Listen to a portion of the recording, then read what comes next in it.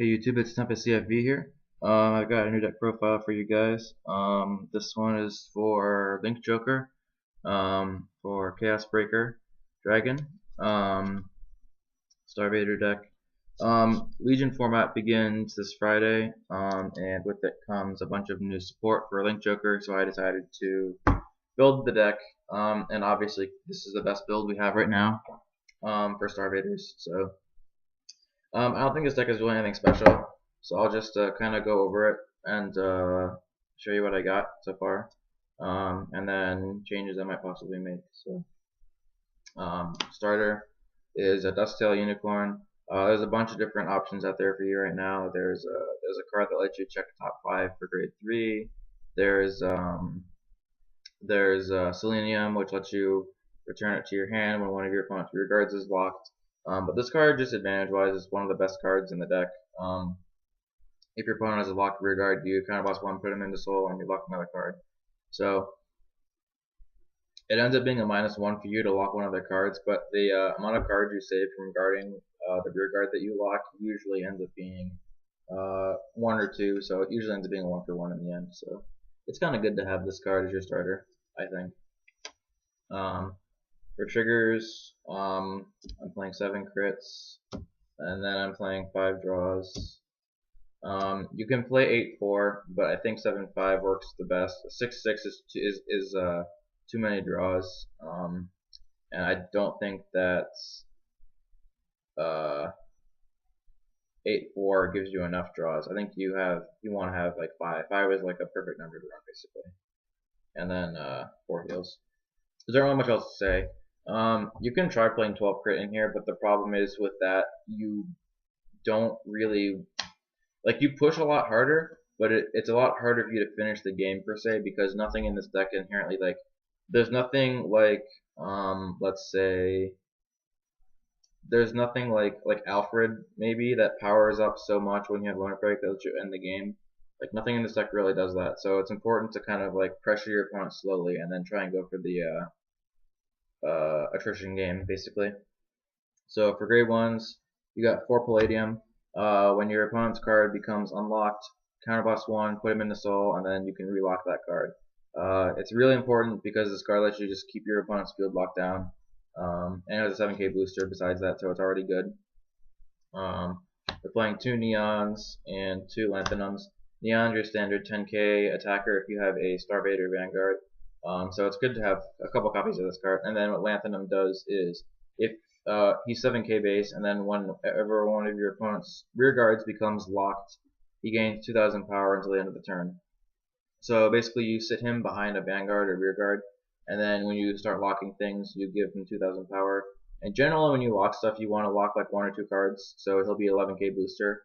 So really consistent. And then Neon, just a consistent 7k booster or 10k attacker when you need him to be. So I play 2 and 2. You can get away with playing 4 of this guy if you want to, but I really like the Neon just because they're a decent attack. Next we have 2 Chaos Beat Dragon. When he boosts Chaos Breaker Dragon and your opponent has a locked card, he boosts for 11. So it's kind of like those clone cards that, like, when they boost a certain unit, Soul Blast 1 and it gains 5k. It's like that, except you don't have Soul Blast 1. You just have your opponent just has to have a locked card. And this works on Vanguard or rear guard. So basically what you do is you sit this behind a Vanguard, or you try to call to rear guard and then play a Chaos Breaker on rear guard and have your Vanguard swing for 21. This is really important because this is basically the only card in the deck that lets you swing for more than 3 stages against 11k base Vanguards. So you need to play this card. There's no point in playing really anything in more than like 2 ofs, because you have a grade 2 that lets you toolbox out most of your grade 1s as needed. So there's not really any point in playing anything at more than like 2. And then the last thing you're playing is 4 perfect cards. There's a Quintet Wall coming out in set, I think 17 or 16, but you don't want to play that card because it's counterboss 1, and it really gets rid of 5 cards to guard with, so it's just not effective for this particular build. So just play perfect cards if you can. Don't buy with Quintet Walls. Moving on to grade 2s, we got 4 Radon, the 12k attacker. If you have Starvader Vanguard, he's your friend basically. Use him anytime. 4 Niobium. Niobium is a 9k, and then when one of your opponent's cards becomes locked, she gains 2. So basically a grade 2 version of Lanthanum. I don't actually like this card very much. I wish I would have had like something else to play here, something better, you know. But she can be clutch sometimes. And then the last card is 3 Colony Maker. She's your toolboxer. You counterboss 1, and then you search for a grade 1 or a Starvader, call to rearguard. She lets you get Neon, Palladium, Lanthanum, or Chaos Beat as needed, as long as your opponent has a locked card. So it's pretty nice to have. Don't play more than this, I don't think. It's like counterboss 1, but so much other stuff into that counterboss. It's really counterboss. It's cost efficient, but it's also like you'd be lucky to get it off more than once a game, basically. When the trial decks for Link Joker come out, I'm not actually playing Legion, but I will be playing Companion Starvader Photon, and then I would cut the 4 Niobiums or Photons. What Photon does is when he's called to rearguard and your opponent has a locked card, you can choose one of the rearguards and lock it. So it's really good and helps you set up a lot more plays. And he's coming out in the trial deck, so expect that at some point. And the last is grade 3s.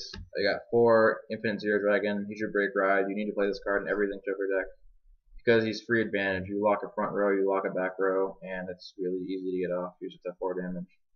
And then 4 Chaos Breaker, your main guy. You can actually afford to ride him first if you need to put in early game pressure because he'll let you lock cards right off the bat. So it's kind of helpful. Basically, you're not like drawing him before Infinite Zero isn't the end of the world because you can still ride him and sit on him and do shit. But you know, it's just Chaos Breaker, one of the best cards ever made, basically for this game. Yeah, that's basically all there is to it. Chaos Breaker is kind of a generic deck. There's not really a lot of thought put into the build per se. So, that's all there is really to it. If you have any questions or suggestions, be sure to comment below. Give me a thumbs up if you liked the video, and subscribe if you want to see more. Thanks for watching, guys.